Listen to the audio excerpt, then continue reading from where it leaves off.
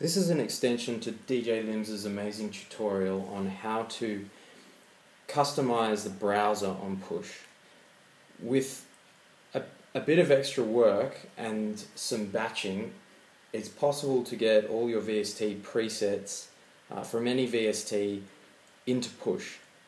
So before I step in and show you how it's done, I'll give you an example of how this Push setup is very different to how Push will behave when you just get it out of the box. So normally you can't customize these menus, but with DJ Lim's modifications it's possible to do things like this. So you can browse your VST synths, and I've split out all my VST synth presets into banks, so I can see all my absynth or FM8 presets or massive presets. So I've got all the NI stuff and say the reactor presets, so even every bank within a reactor synth like Prism is loadable. I've also split out my VST sampler banks from Kontact, so I can go through my guitars,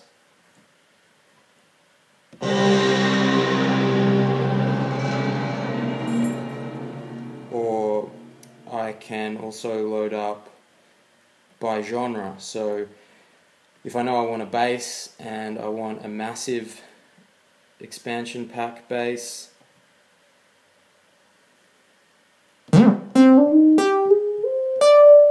okay, so the method I use to get all my VST presets into Live's library is I used a program called Keyboard Maestro, and what Keyboard Maestro allows you to do is set up repetitive actions and then basically loop them. And it can be quite intelligent in how it does that. For example, it can have conditions on the screen and you can get that loop to hold. So for example, if you're loading a Kontact preset and there's some delay during the load, you can get the program to wait until that load's finished and then actually do the save of the preset. So with Kontact, it's a good example because it's about as difficult as it gets for converting a preset over. I've only figured out a method of being able to batch the multis for each of the libraries.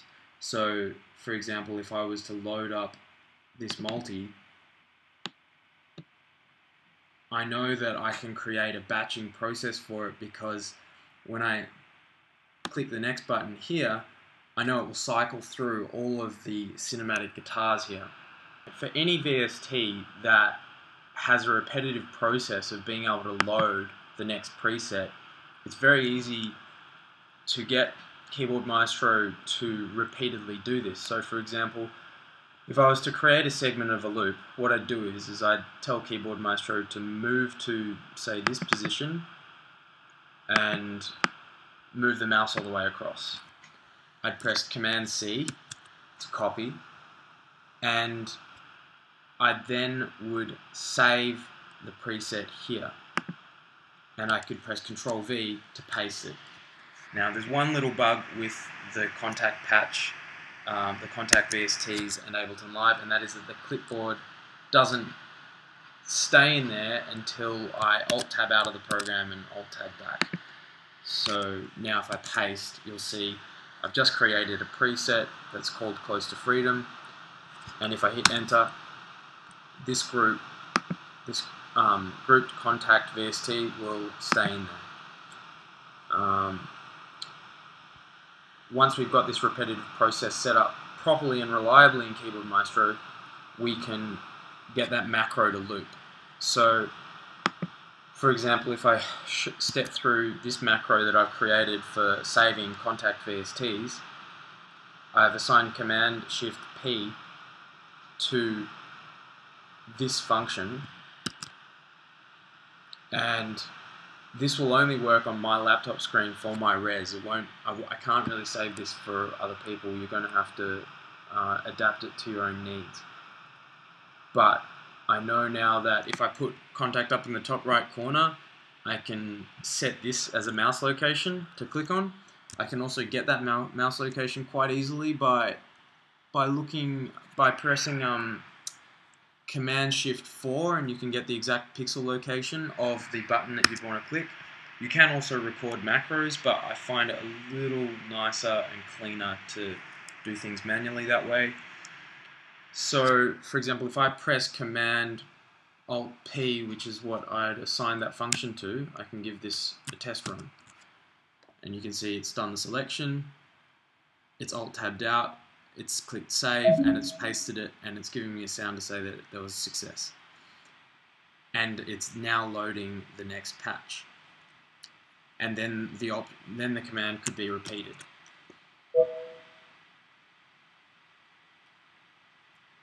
I've put the loading process at the end of the loop rather than the start, because the loading process is probably the most unreliable part, the one that you really need to figure out. So when it comes to the loading process, you have to get a screen grab of that loading bar, and in Keyboard Maestro you can create conditions.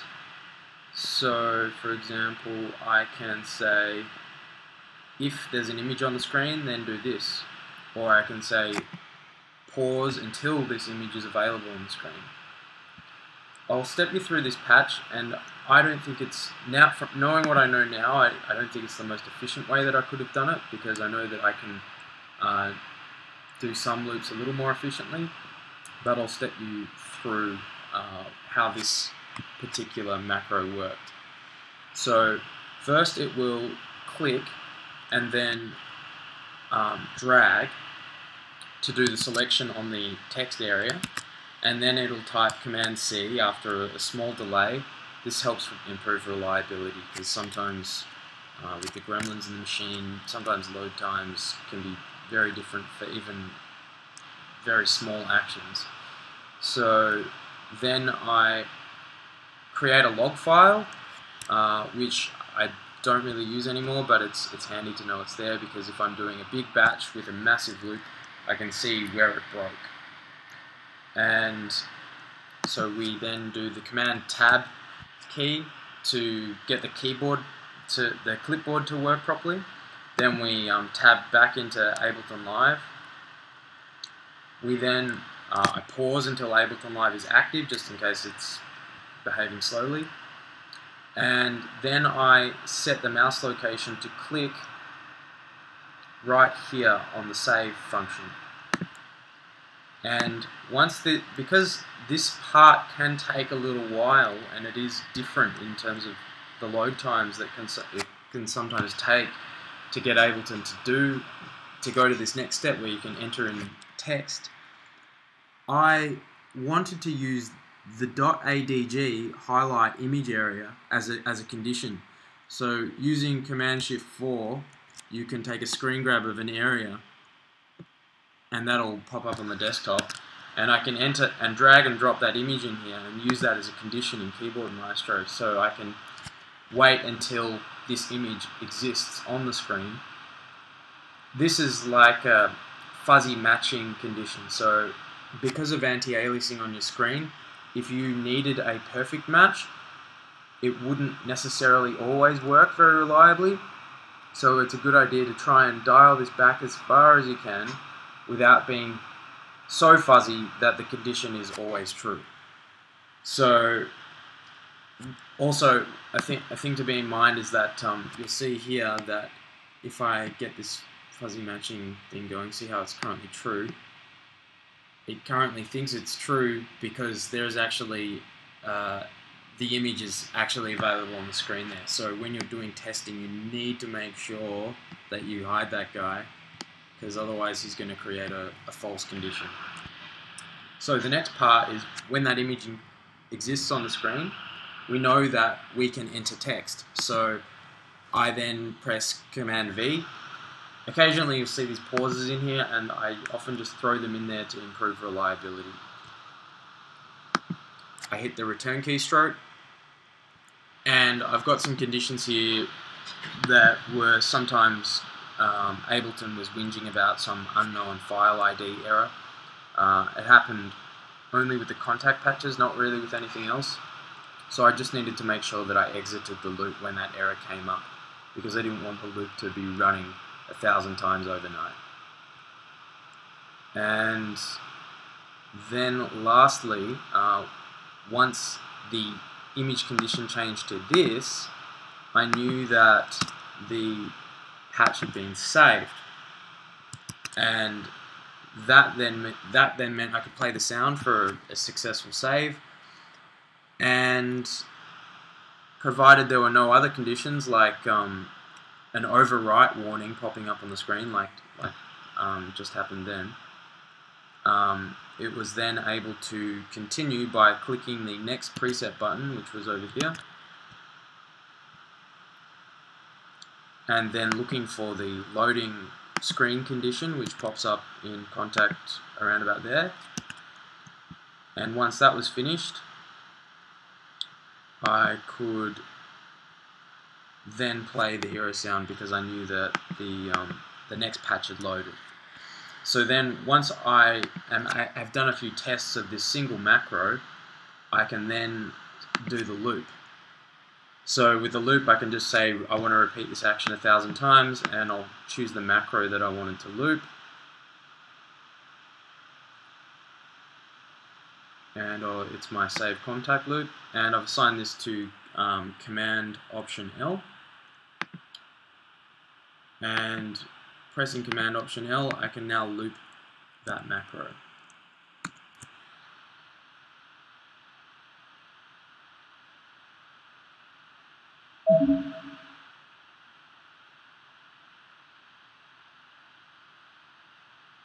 It's loaded the next preset.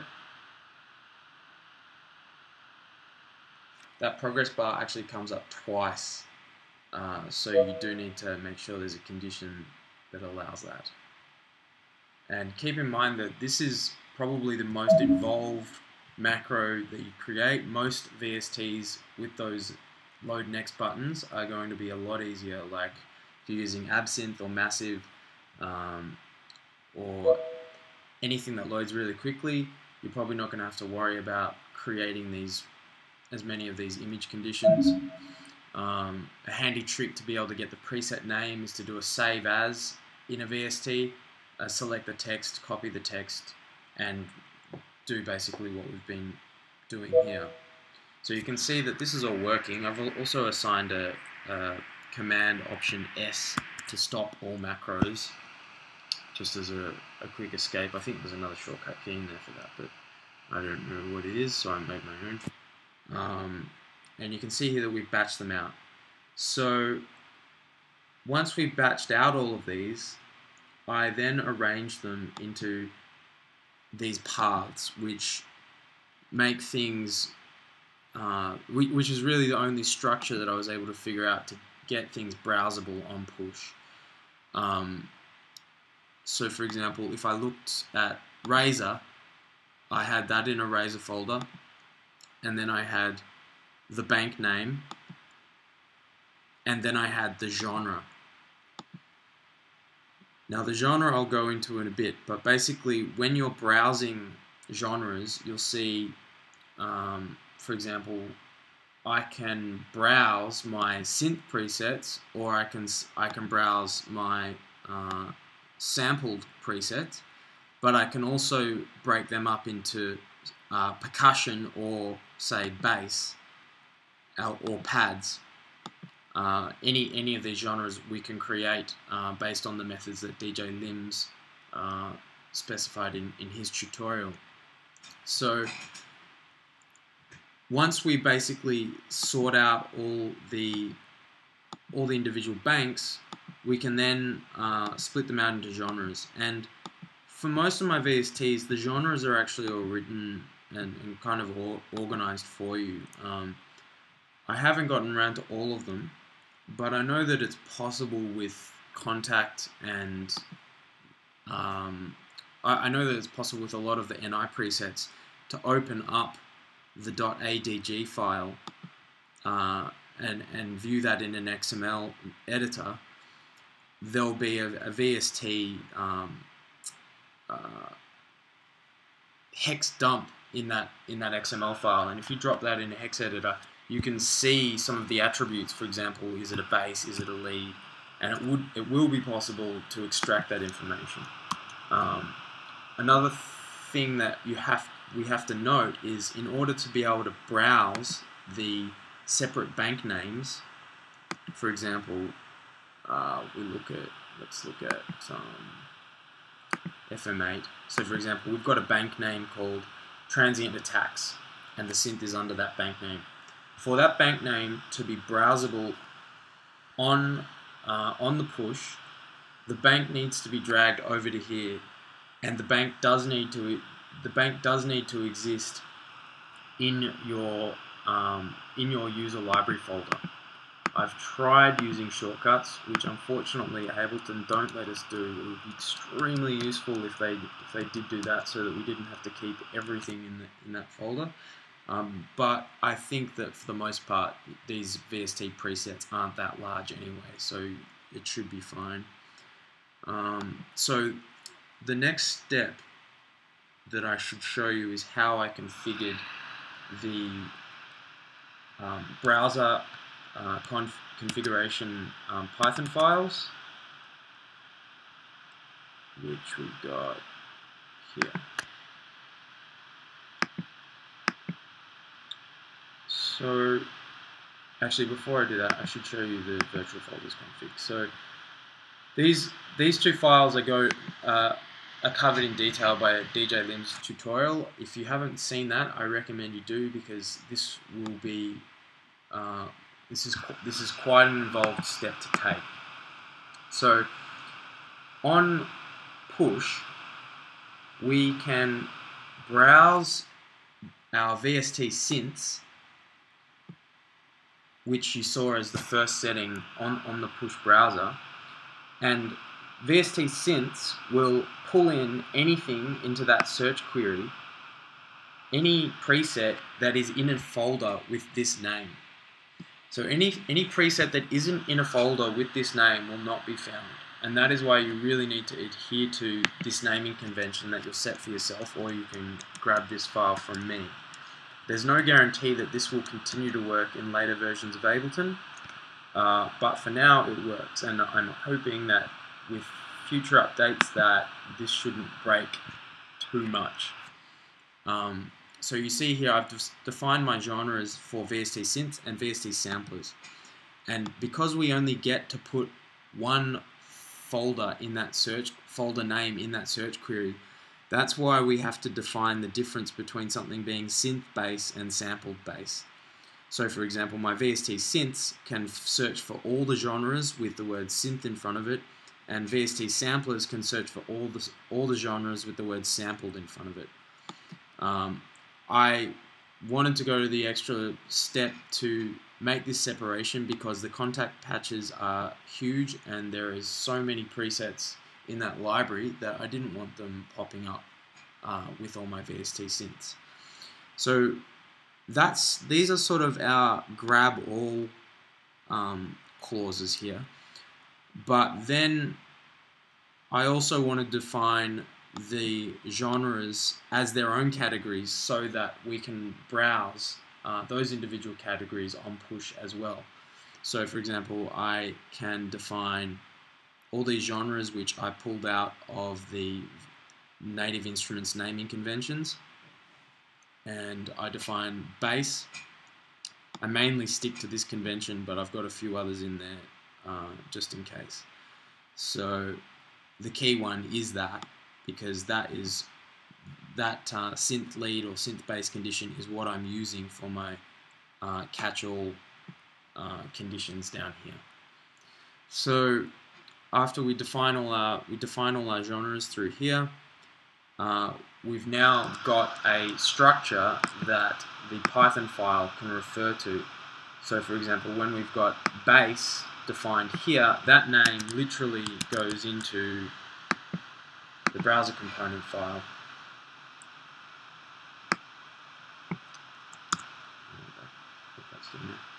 So for example, when we type in bass in this querying browser mode for synths, we define this query up here which says basically run a query on instruments, instrument racks, bass and the subfolder bass. So this name here is not literally the name of the folder, but it is the name of this virtual folder name defined here. This virtual folder name here will search for all presets in folders called that. Now, I'm quite sure, although I may be incorrect, that this subfolder bass cause is what allows you to separate your banks. So if I look in my folder structure, I had my synth, which is my genre, and these are my presets. This is the bank name, and as long as this bank name exists here, then that means it will be browsable on Push. I hope this helps break down and open up the possibilities of the Ableton Push for you. I think that this really lets me do with Push what I had always hoped that I could do. The example files for my configuration will be available. Can't guarantee they're going to work for you, and I'm not going to be able to support this because I'm really busy, but I hope this helps out someone that's been aiming for this kind of ability with the Ableton Push.